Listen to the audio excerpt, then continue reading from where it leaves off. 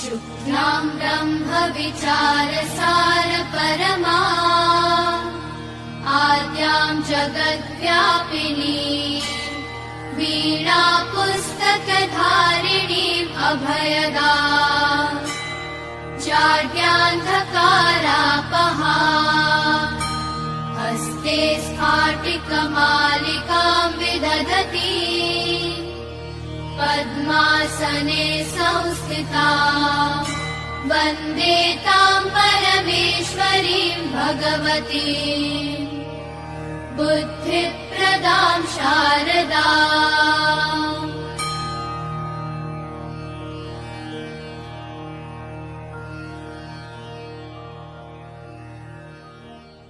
मित्रों, नमः संस्कृताय। भूषण देववाणी द संस्कृत क्लासेस से मैं आपका दोस्त अजय पांडे। हम संस्कृत व्याकरण की कक्षा लेकर के उपस्थित हुए हैं और इस कक्षा के अंतर्गत अब तक हमने संस्कृत व्याकरण की भूमिका, जिसका 6 वीडियो आपके पास जा चुका है, और फिर उसके बाद हम लोग सिद्धांत कौमुदी का एक प्रकरण, संज्ञा प्रकरण, जो प्रथम प्रकरण है अभिज्ञान लघु सिद्धांत कौमुदी का, उसका हम वाचन कर रहे हैं। वाचन करने के साथ साथ उसके अर्थ को भी हम अपनी सामर्थ्य के अनुसार आपके पास पहुंचाने का प्रयत्न कर रहे हैं। और इसके अंतर्गत हमने अब तक जो है सवर्ण संज्ञा सूत्र जो सूत्र है तुल्यस्य प्रयत्न सवर्णम, इसको पढ़ा। और इसके अंतर्गत हमने पढ़ा था आभ्यंतर प्रयत्न, बाह्य प्रयत्न और स्पर्श व्यंजन, ऊष्म व्यंजन, स्वर, ये सब हमने पढ़ लिया। आज एक और स्वर्ण संज्ञा सूत्र है जो और सवर्ण का विधान करने वाला है। उस सूत्र को हम आप तक पहुंचाने वाले हैं और सूत्र है अण उदित सवर्णस्य चा प्रत्यय। यह सूत्र हमको पढ़ना है, अणुदित सवर्णस्य चा प्रत्यय। इस सूत्र को हम पढ़ते हैं, फिर देखेंगे जहाँ तक चल पाएगा आज के वीडियो में, वहाँ तक, नहीं तो फिर अब एक तरह से अपने विराम की तरफ संज्ञा प्रकरण हो रहा है। इसके बाद हम संधि को पढ़ेंगे, लेकिन पढ़ने के साथ साथ उसके अर्थों को समझते हुए आगे चलेंगे, केवल पढ़ना ही नहीं होगा। तो आज हम जो है अणुदित सवर्णस्य चा प्रत्यय इस सूत्र से प्रारंभ करते हैं। पहले सूत्र लिख लेते हैं।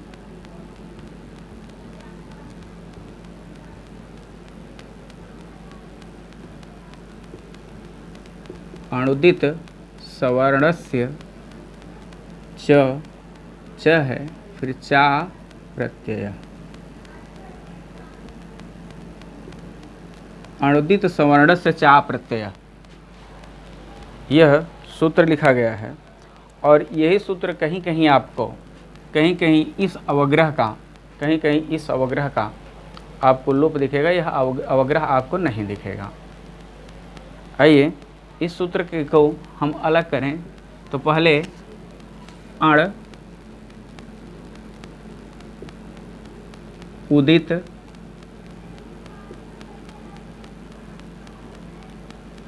सवर्णस्य च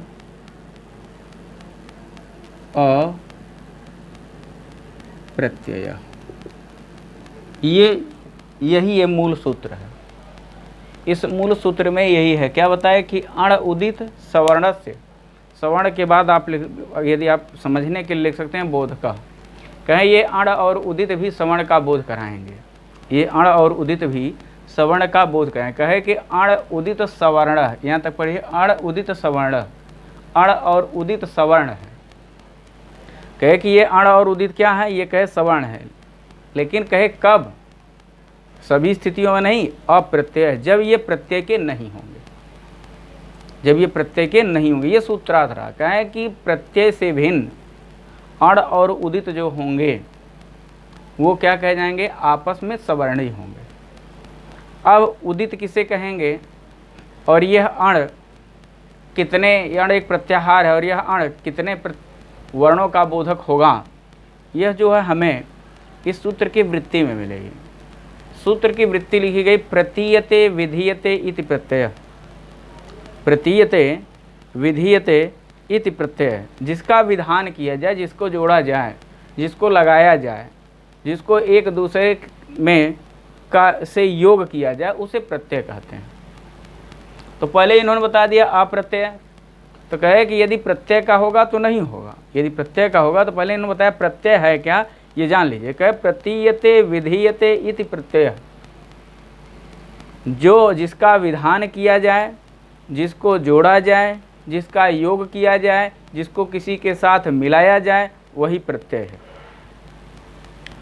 तो फिर क्या हुआ, फिर इसी में बताया अविधीयमानो अण उदित च सवर्ण से संज्ञा साथ। कहे अविधीयमान, विधीयमान मतलब योज्यमान, योगमान, जोड़े हुए, जो जुड़ रहे हों।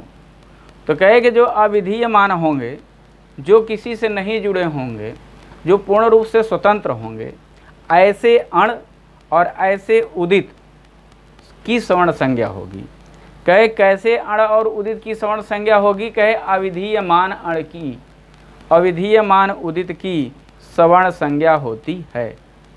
अविधीयमान अण की और अविधीयमान उदित ये दोनों अपने अपने सवर्णों का बोध कराएंगे, यह सूत्र की वृत्ति में बताया गया। अब अण प्रत्याहार हम दो पढ़े हैं, एक है अण ऐउण का और एक अण जो है लण तक पहुँचेगा। तो अब यहाँ पर किस अण की बात करेंगे, किस अण प्रत्याहार की बात करेंगे, तो इसी में लिखा कि अत्रैव अण परेण णकारेण। कहे कि यहाँ जिस अण की बात हम कर रहे हैं वह ऐउण के ण तक के ण की अण की बात नहीं है, बल्कि परेण बाद वाला जो ण है। बाद वाला ण कहाँ मिलेगा आपको, बाद वाला ण जो मिलेगा वह लण सूत्र में मिलेगा। तो कहे कि यहाँ जिस अण की बात हम कर रहे हैं, यहाँ जिस अण प्रत्याहार की हम बात कर रहे हैं, वह अण प्रत्याहार ऐउण से सूत्र के अ ई उ का ही बोधक नहीं होगा, बल्कि वह अ ई उ री ली ए ऐ ओ औ फिर ह य व र और ल यहाँ तक का बोधक होगा। और वो जो अण है उसके इस अण के लिए अणद्वित सवर्ण से चा प्रत्यय ये सूत्र प्रयुक्त होता है, और जो अण का अण है उसके लिए ढ्र लोपे पूर्व से दीर्घो अण ये सूत्र प्रयुक्त होता है।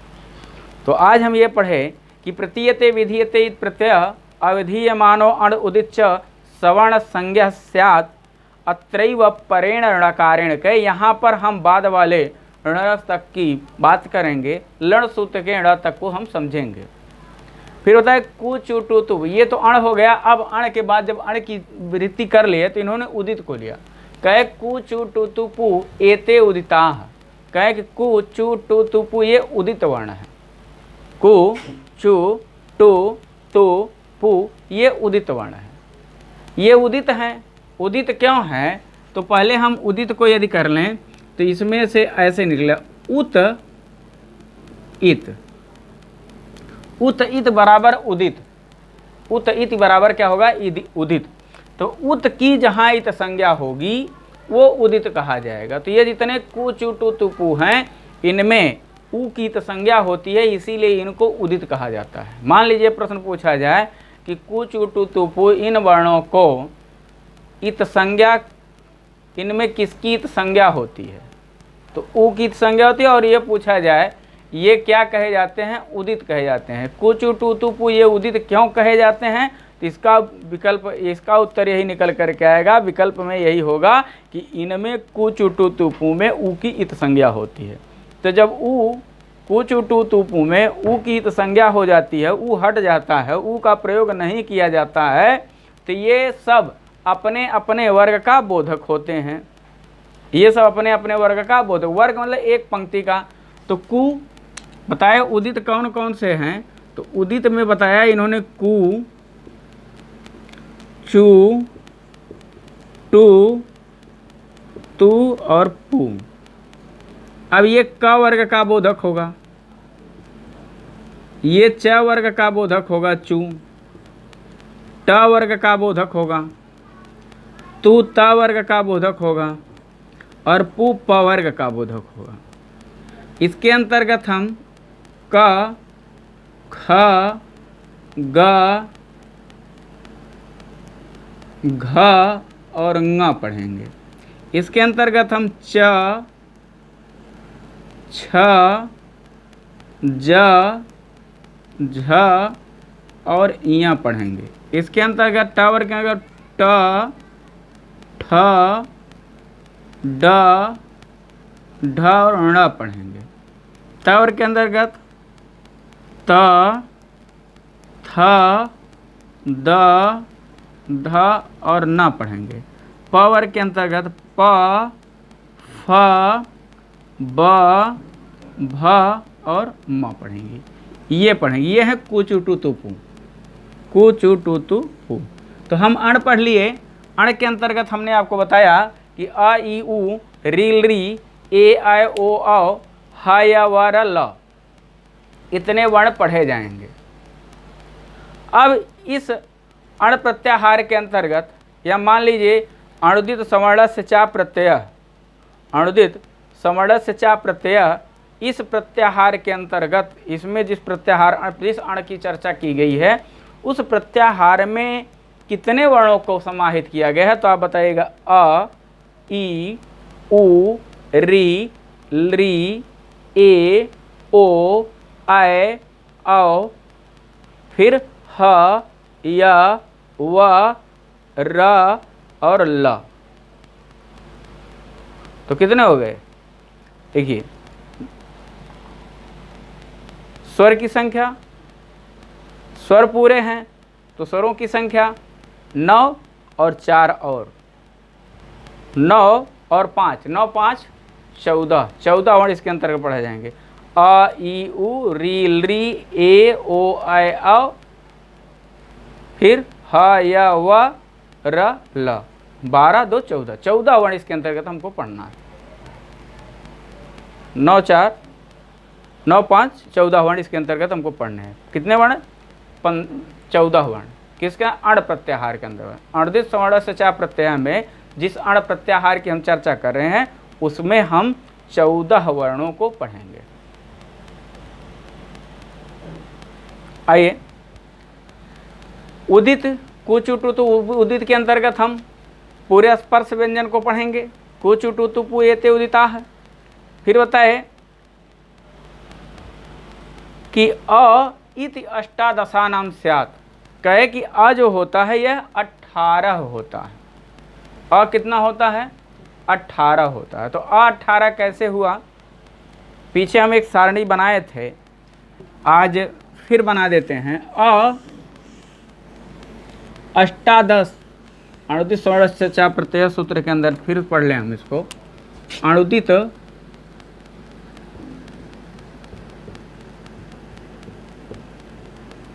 सवर्णस्य चा प्रत्यय। कहीं कहीं यह अवग्रह का चिन्ह नहीं दिखता है, अब की बार इस तरह से लिख दिए। आइए, तो पहले मान लीजिए अ के 18 भेद हमको करने हैं। तो ऐसे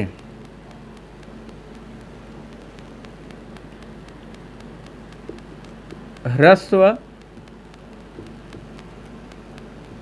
दीर्घ, प्लुत। ह्रस्व, दीर्घ, प्लुत। अब यह ह्रस्व, दीर्घ, प्लुत के बाद यह आ जो होगा यह बनेगा 3। उदात्त,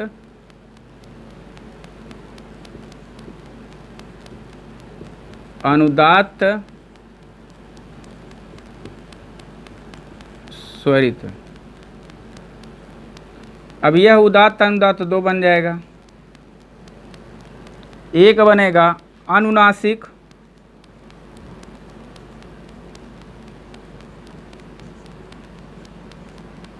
दूसरा बनेगा अननुनासिक,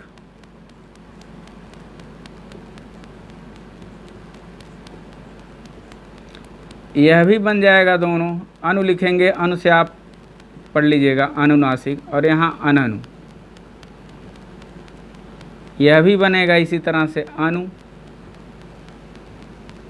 और यह अननु। फिर इसी तरह से दीर्घ में भी ये बन जाएगा, प्लुत में भी ये बन जाएगा। तो अब आप देख लीजिए 1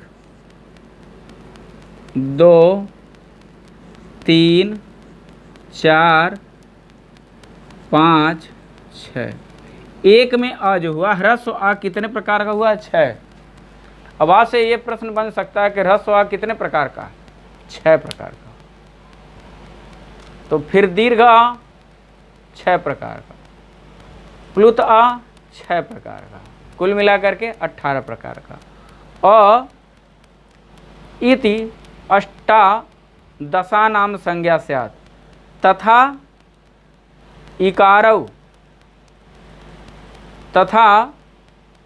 इकारो उकारो, कहे इकार उकार, कहे इसी प्रकार से ई और ऊ का भी हो जाएगा। कहे कि ई और ऊ का भी इसी प्रकार से, ऊ को भी करेंगे तो ई और ऊ, अ ई ऊ, इन तीनों के अ ई ऊ इन तीनों के बताया इन्होंने 18 भेद हो रहे हैं। और पीछे हमने री का 18 भेद पढ़ा था। आज बता रहे हैं रिकारस त्रिंशतः, कहे रिकार जो होता है, री जो है ना, ये 30 प्रकार का होता है। एवं रिकारोपी, और इसी प्रकार से रिकार भी 30 प्रकार का होगा। तो री और री ये 30 प्रकार के कैसे होंगे? तो री और री को 30 प्रकार का होने के लिए कैसे? अभी हम पिछले सूत्र में हम पढ़ करके आए कि रील री मिथा सावर्णम वाच्यम, रील री मिथा सावर्णम वाच्यम, री और री आपस में सवर्ण कहे जाएंगे। तो री और री को हम एक तरह से मान लें कि ये कभी एक दूसरे से के पास रहे होंगे। जैसे हम प्रेमी प्रेमिका मान लें, इनको हस्बैंड वाइफ मान लें, तो इनमें बहुत गहरा प्यार था। अब कुल मिला के ये लोग जनसंख्या नियंत्रण वाले नियम का पालन नहीं किया, इन्होंने 30 बच्चों को उत्पन्न किया। किसने? री और री ने। फिर इनका ज़्यादा दिन तक निभ नहीं पाया, और जब निभ नहीं पाया तो इनमें हुआ तलाक। और जब इनमें तलाक हुआ तो अब इनके पास 15 लड़के और 15 लड़कियां थीं। तो बंटवारा ऐसा होना था कि जिससे दोनों का आराम से भरण पोषण हो जाए, दोनों लोग उन बच्चों को अच्छी व्यवस्था दे सकें। तो री की पत्नी थी, तो री सर्विस वाला था, तो री के हिस्से में 18 दिए गए और री के हिस्से में 12 दिए गए। इस तरह से पढ़ लें। तो री और री, जब री का केवल भेद पूछा जाएगा तो 18, और री का पूछा जाएगा तो 12, री और री दोनों का पूछा जाएगा तो 30। तो कहे कि री और री ये दोनों जो हैं इनके 30 भेद होते हैं। तो कहे कैसे हुए? कहे कि 18 भेद री के और 12 भेद री के। और ये वहीं पढ़ेंगे, रील री मिथा सावर्णम वाच्यम, रील री वर्णयोर मिथा सावर्णम वाच्यम। इस वार्तिक के अनुसार जब ये सवर्ण हो गए तो री और री दोनों के भेद जो 18 और 12 थे ये एक साथ जोड़ दिए गए और इनकी संख्या 30 हो गई। तो जब री को री के साथ जोड़ दिए गए तो रील री एक साथ हुए, तो री भी बताएगा। जैसे किसी पत्नी से पूछिए तो पति से अलग पूछिए तो बताएगा, अगर उसके पास 2 बच्चे हैं तो बताएगा 2, और पत्नी से पूछिए तो फिर बताएगी 2। तो मतलब संतान वही है। यहाँ भी भेद वही है, जो री का है वही री का है, और जो री का है वही री का है। ह्रस्व दीर्घ प्लुत के आधार पर री और री दोनों के पूछे जाएंगे एक साथ। तो इनके जो होंगे वो 30 होंगे। केवल री, जब ऐसे पूछाएगा केवल री के कितने भेद, तो 18, और केवल री के तो 12। क्यों? क्योंकि री में दीर्घ का अभाव होता है। आइए फिर आगे पढ़ लेते हैं। फिर होता है एचो द्वादशानाम, कहे जो ये एच है, एच क्या? एच प्रत्याहार। एच प्रत्याहार के अंतर्गत 2 सूत्र आएंगे, ए ओंग और आई औच। तो ए आई और ओ औ इनके 12 भेद होते हैं। तो क्यों होते हैं? इनका बताया कि ह्रस्वाभावात्, इनमें ह्रस्व का अभाव होता है, इसीलिए एच के 12 भेद होंगे। आइए, अनुनासिक अननुनासिक भेदेन यवला दुधा, कहे अनुनासिक और अननुनासिक के भेद से य व और ल ये दो प्रकार के होते हैं। अनुनासिक और अननुनासिक भेद से ये य और य व ल ये 3 वर्ण कौन कौन से, य व ल, य व और ल, ये अनुनासिक और अननुनासिक के भेद से ये 3 प्रकार के होते हैं। तो जब 2 प्रकार के होते हैं, अनुनासिक और अनुनासिक के भेद से ये 2 प्रकार के होते हैं। तो जब 2 प्रकार के होते हैं तो यह 2 रूपों में दिखेगा। अनुनासिक होगा, जब अनुनासिक जब होगा तो इस पर चंद्र बिंदु लग जाएगी यह, और जब अननुनासिक होगा, जब अननुनासिक होगा तो यह इस तरह से यह सीधे लिखा जाएगा। फिर इसी तरह से वा भी हो जाएगा, वा और वा, और ला भी हो जाएगा, ला और ल। ये या वाला 2 प्रकार के होते हैं। कहें कि तेन अनुनासिकास्ते द्वयोर संज्ञा स्यात्, कहें कि यह वाला ये जो कहने पर कहें ये 2 कैसे होंगे, कहें कि अनुनासिक और अननुनासिक के भेद से ये दोनों यह वाला का बोध कराएं। तो कहें कि जब यह पढ़ेंगे, हम यह वाला पढ़ेंगे तो ये द्वयोर दोनों भेदों का ये बोध कराएंगे। मतलब जब हम यह पढ़ेंगे तो यह और यह, जब हम वह पढ़ेंगे तो वह और वह, और जब हम ला पढ़ेंगे तो ला और ला का बोध किया जाएगा, अनुनासिक और अनुनासिक। तो फिर से इस सूत्र को हम एक बार इसकी वृत्ति पढ़ें। प्रतीयते विधीयते इति प्रत्यय अविधीयमानो अण उदित च सवर्ण संज्ञस्य स्यात् अत्रैव परेण णकारेण, अत्रैव अण परेण णकारेण कुचु टु तुपु एते उदितः तब तद एवं अ इति अष्टादशानां संज्ञा तथा एकारौ तथेकारौ लिखा गया, तथा इकारो उकारौ ऋकारस्त्रिंशतः एवं ऋकारोपि एचो द्वादशानां अनुनासिक अननुनासिक भेदेन यवला द्विधा तेन अनुनासिकास्ते द्वयोर संज्ञ, कहें कि वे दोनों 3 कौन, कहे कि ये जो या व ला ये 3 है, ये 2 का बोध कराएंगे। जब हम यह पढ़ेंगे तो यह या और यह का, वह पढ़ेंगे तो वह और वह का, ला पढ़ेंगे तो ला और ला का, दोनों का बोध कराएंगे। इसके बाद अगला सूत्र है संहिता संज्ञा सूत्र, परः सन्निकर्षः संहिता। अगला सूत्र है संहिता संज्ञा।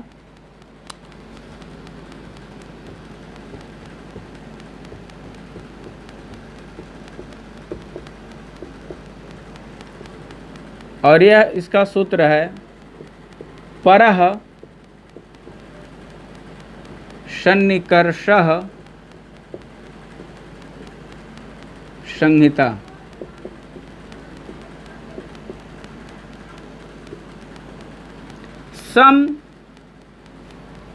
समनिकर्ष, सन्निकर्ष सन्निकट होना, कहा कि परः सन्निकर्ष संहिता। पर तो किसकी सन्निकटता वृत्ति में पढ़ेंगे, तब यहाँ मान लीजिए पूछा जाए कि परः सन्निकर्ष और डॉट तो संहिता, फिर सन्निकर्ष तो परः, फिर परः डॉट संहिता तो सन्निकर्ष। ऐसे भी कभी कभी पेपर में ऐसे भी रिक्त स्थानों की पूर्ति के भी प्रश्न बनते हैं।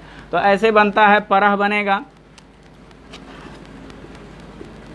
परः डॉट संहिता लिख देंगे, तो आपको सन्निकर्ष लिखना होगा। फिर ऐसे लिख देंगे परः सन्निकर्ष, ऐसे लिख देंगे पेपर में, तो आपको संहिता लिखना पड़ेगा। या फिर यह स्थान खाली करके सन्निकर्ष संहिता लिख देंगे, तो परः आपको लिखना पड़ेगा। और विकल्प में परः भी रहेगा, सन्निकर्ष भी रहेगा, संहिता भी रहेगा। तो परः सन्निकर्ष संहिता ऐसा कुछ बनेगा, तो आप उसको देख लीजिएगा। तो कहे कि किसकी निकटता होनी चाहिए, किसकी निकटता होने पर? कहें किसकी निकटता होने पर संहिता होगी, तो इन्होंने वृत्ति में वर्णा नाम अतिशय सन्निधि, वर्णों की अत्यंत सन्निधि, अत्यंत समीपता को संहिता कहते हैं। कहे वर्णों की अत्यंत समीपता हम संहिता कहते हैं। वर्णों की अत्यंत समीपता को क्या कहेंगे? संहिता कहेंगे। अच्छा, संहिता आवश्यक है, चाहे वह जीवन में हो, चाहे वह व्याकरण शास्त्र में हो, संहिता हर जगह आवश्यक है। जैसे अब मान लीजिए कि संहिता कैसे आवश्यक है, कहाँ तक हम अपने जीवन में संहिता माने, और संहिता के बाद होती है संधि। तो हम आपसे बताएंगे, आपसे कह रहे हैं, आप जान लीजिए कि कहाँ तक संहिता होती है। एक ये सिस्टम चला है आजकल, जिसको इंगेजमेंट कहते हैं। इंगेजमेंट और जयमाल ई संहिता है। इंगेजमेंट और जयमाल क्या है? ये संहिता, जीवन का उदाहरण दे रहा हूँ। और जो उसके बाद शादी हो जाती है, जो विवाह होता है, वो संधि है। तो संधि से पहले संहिता का होना आवश्यक है। मतलब एक तरह से जान लीजिए, जान पहचान करना। वास्तव में वो एक दूसरे के जब हम पास आएंगे तब तो जानेंगे कौन क्या है। तो संहिता बहुत ज़रूरी है, चाहे वह व्याकरण में हो, चाहे वह समाज में हो, चाहे आपके दैनिक व्यवहार में हो। जब तक आप संहिता किसी से नहीं करेंगे तब तक आपकी संधि नहीं होगी, और जब तक आप संहिता और संधि नहीं, उसके व्यवहार को आप अच्छी तरह से जान नहीं पाएंगे। इसीलिए अगला चैप्टर हमको संधि पढ़ना है। पूरा पढ़ाते पढ़ाते वरदराज महोदय ने कहा कि अब सब बेटा पढ़ लिए हो, अब पढ़ो संहिता पहले। और इसके बाद 2 सूत्र और हैं, इन दोनों सूत्रों को हम जल्दी जल्दी पढ़ लेते हैं, जिससे आज हम इस एक प्रकरण को प्रणाम कर जाएं। तो संहिता हमको जहाँ तक है, वर्णों की वर्णा नाम अतिशय सन्निधि संहिता संज्ञा से आता। वर्णों की अत्यंत समीपता को, वर्णों की अत्यंत नज़दीकता को, मेल को नहीं, वर्णों की अत्यंत समीपता को हम संहिता कहते हैं। अच्छा, संहिता जब हम संधि पढ़ेंगे तो वहाँ चर्चा करेंगे ही, लेकिन संहिता कहाँ कहाँ आवश्यक है हम ये भी देख लें। तो संहिता आवश्यक जो होती कहाँ है? संहिता के संदर्भ में एक कारिका दी गई है कि संहिता या संधि कार्य कहाँ कहाँ आवश्यक है।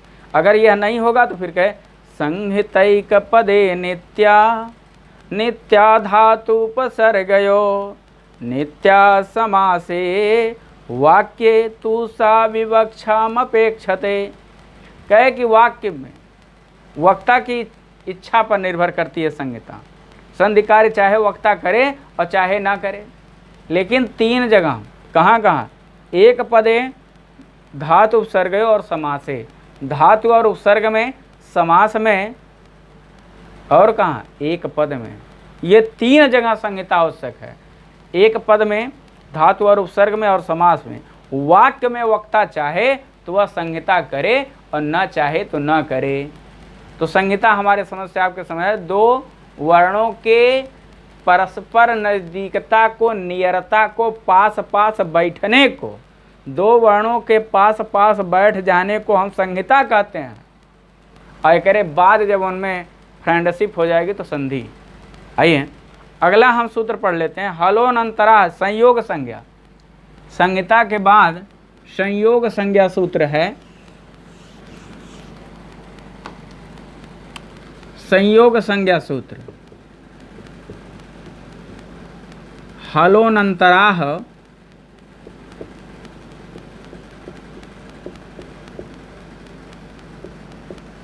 संयोग।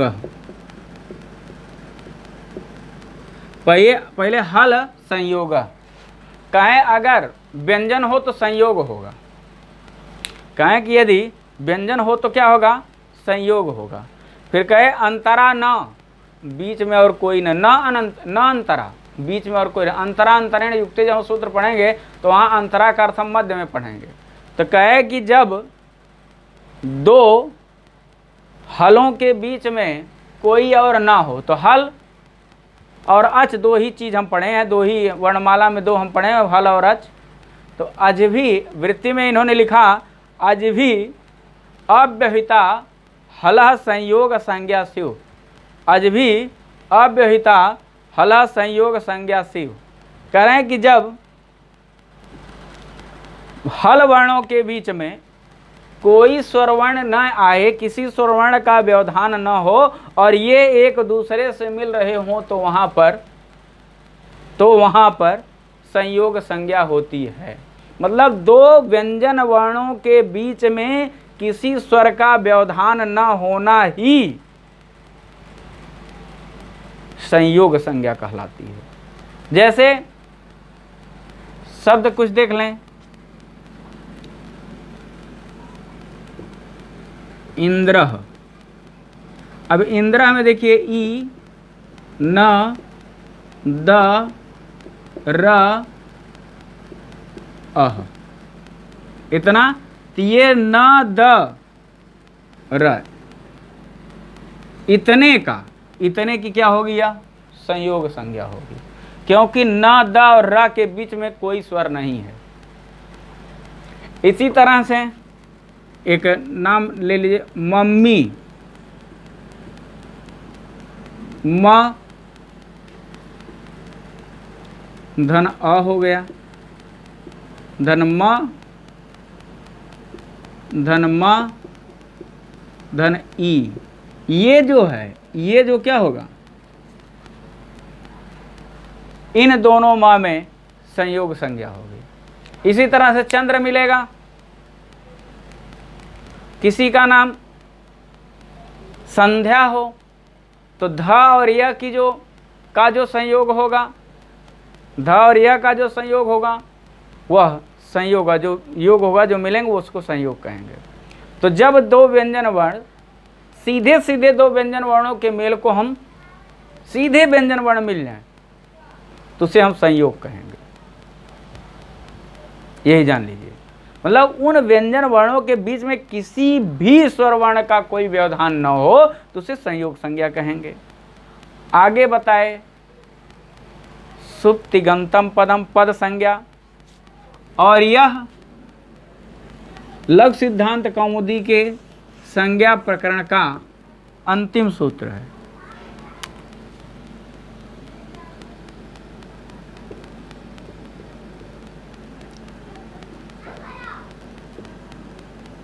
पद संज्ञा,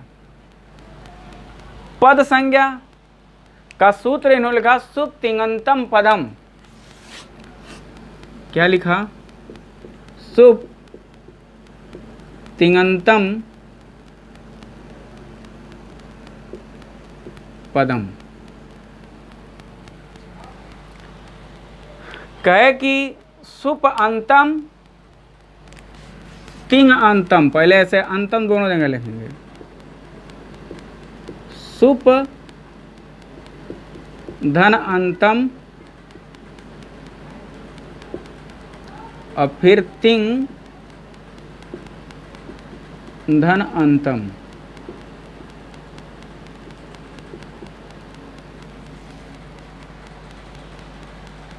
सुप तिंग अंतम, तो सुप अब ये हो गया सुबंत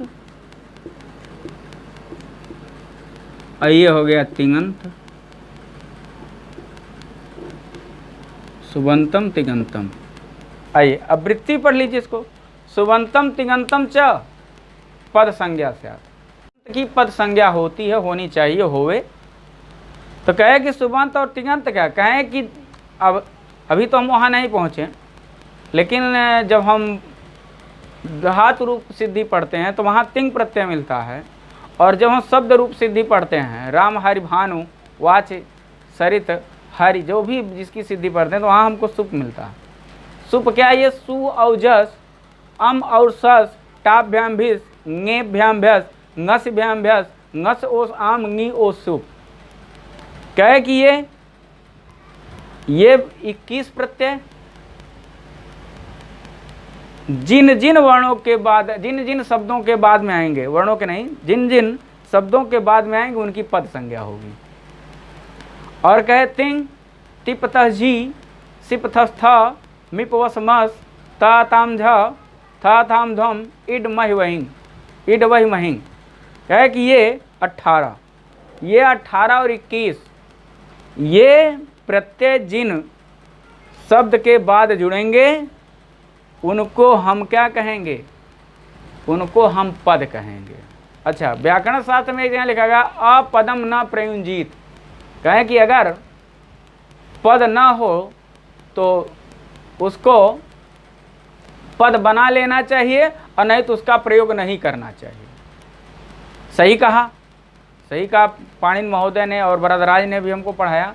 भैया कहे कि जिससे कोई पद न हो, जिससे कोई पद आपका न लगता उसको अपने घर में एंट्री न करवाओ। इन्होंने बताया जो शब्द पद न हो उसको साहित्य रूपी घर में उसकी एंट्री न करवाओ, और कहे कि जिससे आपका कोई पद ना हो उसको भी अपने घर में एंट्री न करवाओ, नहीं बहुत बड़ा धोखा हो जाएगा। तीनों ने बताया सुप तिंगंतम पदम। कहे कि जिन पदों के अंत में सुप और तिंग हो, जैसे राम के अंत में सु आता है तो रामह बनता है, तो ये राम से रामह बनना ये क्या है, पद है। भू धातु से भवति बनना यह क्या है, पद है। भू धन तिप से भवति बनता है और राम धन सु से रामह बनता है। तो यही इसीलिए, नहीं तो राम हम जब पढ़ते हैं वह जाता है तो वह को तत् लिख दे, तत् और गम लिख देते, गम धातु का अर्थ जाना होता है। नहीं, पहले हम तत् या तद को स बनाते हैं और फिर स से सह बनता है, सह और गम से गच्छति बनता है, सह गच्छति। इसी तरह से जब पद बना होगा तो उसी का हम प्रयोग करेंगे। बताया कि जिन शब्दों के बाद सुप और तिंग लग जाएंगे, जिस धातु के बाद तिंग लग जाएगा और जिस शब्द के बाद सुप लग जाएंगे वो प्रत्यय वो पद कहलाएंगे और उन्हीं का हम प्रयोग करेंगे। आज के वीडियो में बस इतना ही। आगे हम संधि को प्रारंभ करेंगे और पढ़ेंगे, और हम जहाँ तक हमारे पास है जो भी है हम आपको अपने तरह से पहुँचाने का प्रयास कर रहे हैं। जहाँ भी आपको कहीं ये लगता है कि कुछ प्रॉब्लम हो रही है आप अवश्य हमें बताएं, क्योंकि बिना बताए बिना जाने हमने एक दिन और निवेदन किया था कि अपनी कमी किसी के समझ में नहीं आती है। और फिर आपसे निवेदन है कि चैनल को सब्सक्राइब करिए, लाइक करिए और शेयर करिए। बस आज के लिए इतना ही। धन्यवाद।